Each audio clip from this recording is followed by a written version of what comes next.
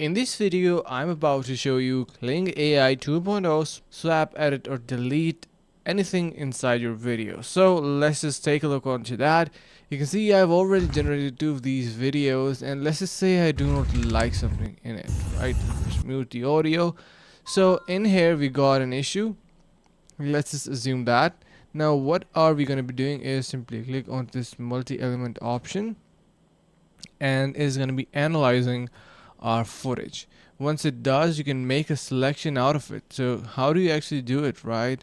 You can see you can select the subject across the time points to improve editing, and you can simply select the time frame.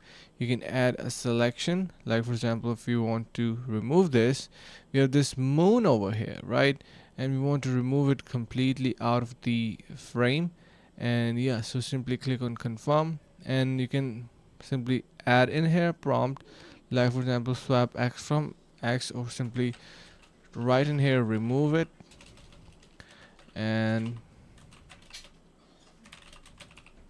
yep, so click on generate, and you're going to be waiting a couple of moments. You can add a description as well, and it is going to be removed. So that is going to be it. I hope this helps.